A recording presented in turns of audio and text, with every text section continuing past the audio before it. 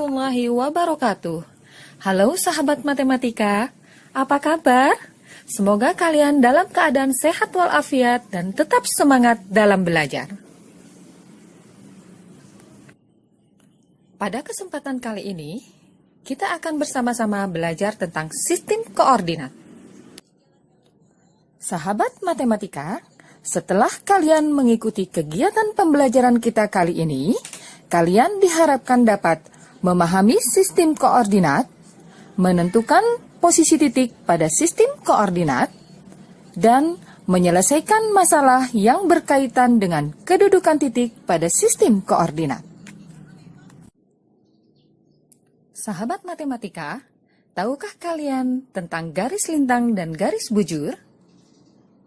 Benar, garis lintang adalah garis khayal pada peta atau globe yang sejajar dengan garis khatulistiwa, membagi bumi menjadi dua bagian, utara dan selatan.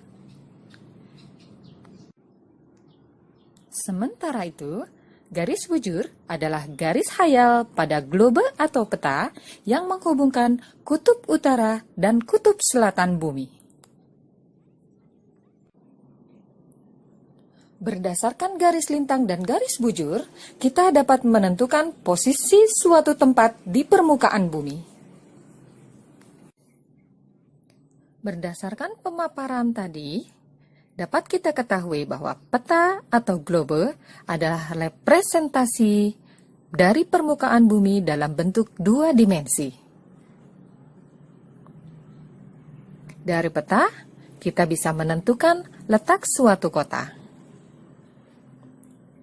Bagaimana dengan letak suatu titik?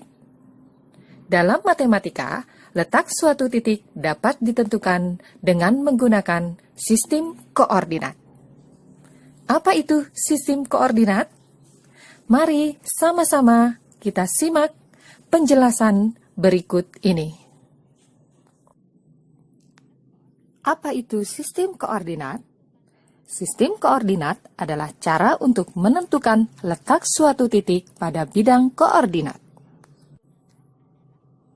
Koordinat Kartesius adalah koordinat yang terdiri dari absis atau sumbu X dan ordinat atau sumbu Y. Gambar koordinat Kartesius adalah sebagai berikut. Sumbu X atau absis adalah garis bilangan yang posisinya mendatar atau horizontal. Semakin ke kanan, semakin besar, dan nilainya positif. Sedangkan semakin ke kiri, semakin kecil, dan nilainya negatif. Sumbu Y atau ordinat adalah garis bilangan yang posisinya tegak atau vertikal. Semakin ke atas, semakin besar, dan nilainya positif. Sedangkan semakin ke bawah, semakin kecil dan nilainya negatif. Titik 0 disebut pusat koordinat. Suatu titik pada bidang koordinat dinyatakan dengan X, dengan sumbu X dan sumbu Y.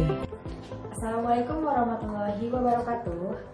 Teman-teman, di sini kita akan belajar mengenai memahami posisi titik terhadap sumbu X dan sumbu Y. Nah, di sini kita sudah memiliki bidang koordinat Kartesius. Pertama-tama, kita memisalkan sembarang titik di bidang koordinat Kartesius ini. Misalkan kita menyimpan di sini.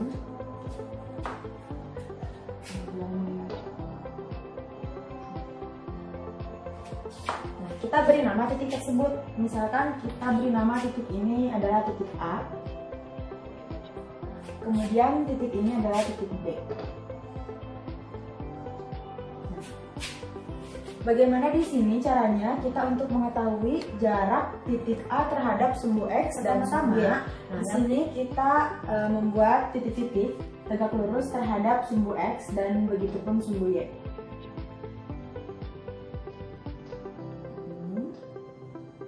Begitupun sumbu Y. Yang kedua, kita bisa hitung kotak-kotak yang terlewati dari titik A terhadap sumbu X. Nah, bisa kita hitung bersama-sama. Di sini dari titik A untuk mencapai terhadap sumbu X, maka kita tinggal menghitung kotak yang ada di sini. Berarti 1, 2. Maka jarak titik A terhadap sumbu X ini adalah 2 satuan. Begitupun jarak titik A terhadap sumbu Y, kita hitung kotak yang dilewati dari titik A terhadap sumbu Y. Berarti 1, 2. Maka jarak titik A terhadap sumbu Y pun sama 2 satuan.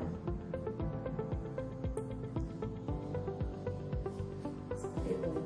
Nah, sekarang kita menghitung posisi titik B terhadap sumbu X dan sumbu Y. Sama seperti tadi, posisi titik A terhadap sumbu X dan sumbu Y, maka kita yang pertama-tama membuat titik-titik yang tegak lurus terhadap sumbu X dan sumbu Y.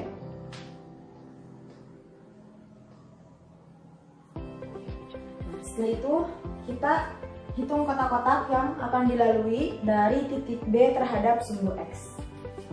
Maka di sini kita hitung yang pertama 1, 2, 3. Maka jarak titik B terhadap sumbu X adalah 3 satuan.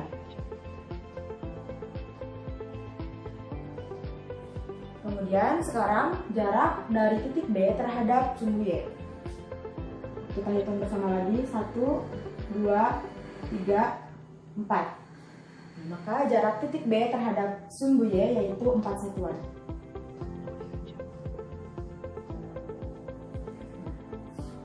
Dengan begitu, kita mengetahui bahwa jarak titik A terhadap sumbu X dan sumbu Y adalah 2 satuan terhadap sumbu X dan 2 satuan terhadap sumbu Y. Kemudian jarak titik B terhadap sumbu X dan sumbu Y adalah 3 satuan terhadap sumbu X dan 4 satuan terhadap sumbu Y. Oke, selanjutnya bagaimana caranya kita untuk mengetahui koordinat suatu titik? Nah, yang pertama, kita membuat sembarang titik kembali seperti tadi. Misalnya kita namai titik ini titik A, kemudian di sini ada titik B, dan di sini ada titik C. Seperti itu. Nah, untuk mengetahui koordinat suatu titik, caranya hampir sama dengan yang tadi. Kita membuat titik-titik tegak lurus terhadap sumbu X dan sumbu Y.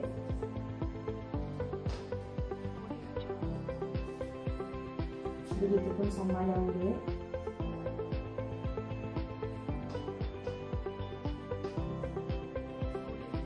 Dan begitupun sama yang C.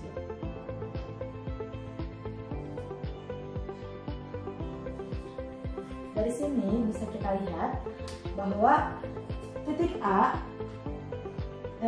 titik-titik yang tegak lurus ini mengarah pada angka 2 di sumbu X. Kemudian yang titik A terhadap sumbu Y-nya mengarah pada angka 3. Maka kita dapatkan koordinat titik A adalah 2,3. Nah, untuk cara penulisannya mengapa 2,3? Karena di sini kita harus menuliskan X terlebih dahulu, kemudian Y, seperti itu. Begitupun yang B, titik B. Di sini titik-titik yang mengarahnya terhadap angka 4 di sumbu X, kemudian titik-titik terhadap sumbu Y-nya adalah di angka 2. Maka bisa kita tuliskan bahwa koordinat titik B adalah 4,2. Seperti itu. Kemudian di titik C pun begitu sama. Kita lihat terhadap sumbu X dia mengarah pada angka negatif 3. Dan terhadap sumbu Y dia mengarah pada angka 2. Maka dapat kita tuliskan koordinatnya yaitu negatif 3,2. Materi 2, kuadran.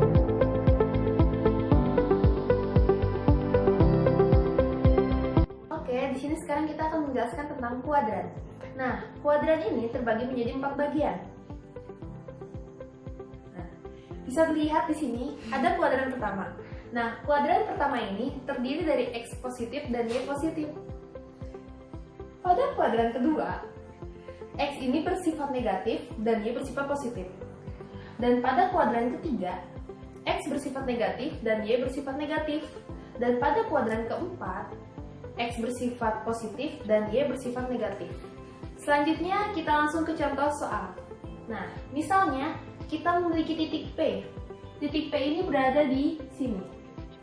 Di mana titik P ini memiliki X yang bernilai 3 dan Y yang bernilai 2. Nah, pada titik P ini telah kita ketahui bahwa X yang bernilai positif dan Y bernilai positif. Maka dari itu, titik P berada di kuadran pertama. Nah, kita ambil contoh kembali di sini. Misalnya, ada titik Q, di mana titik Q ini X-nya berada di negatif 4 dan Y-nya berada di negatif 2. Pada titik Q ini, X-nya itu bernilai negatif dan Y bernilai negatif. Itu pertanda bahwa kalau misalnya XY ini berada di kuadran ketiga. Materi 3. Memahami posisi titik terhadap titik A, B. Oke, selanjutnya, setelah kalian belajar tentang pemahaman posisi titik terhadap sumbu S dan sumbu Y, kita akan belajar memahami posisi titik terhadap sumbu A, B. Nah, sumbu A, B ini maksudnya apa? Langsung aja kita contohkan ya. Misalkan, saya punya sebuah titik. Di sini, kita sebut ini adalah titik K. Nah, di mana titik K ini mempunyai koordinat 2,1. Lalu saya juga punya titik di sini yang saya beri titik L. Nah, bagaimana posisi titik L terhadap titik K? Caranya bagaimana? Ini sama seperti memahami titik ini terhadap sumbu S dan sumbu Y, tapi kita buat garisnya hanya seperti ini. Jadi kita buat dulu garis menuju sumbu titik L dan titik K. Nah, dari sini kita bisa lihat garis ini kita bayangkan yang sejajar sumbu S ini sebagai sumbu X. Jadi titik L terhadap K itu mempunyai satu kotak yang terlewati, artinya satu satuan, dan dari titik K ke titik L ini juga memiliki dua kotak yang terlewati atau kita sebut dua satuan. Nah, artinya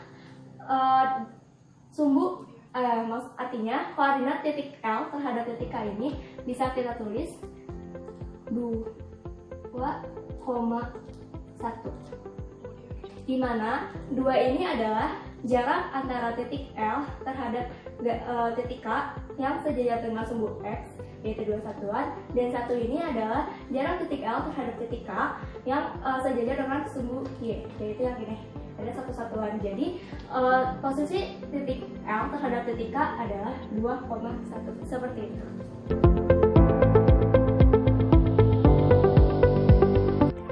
Perhatikan gambar berikut. Gambar di atas menunjukkan aliran sungai yang dilewati beberapa titik dalam bidang koordinat.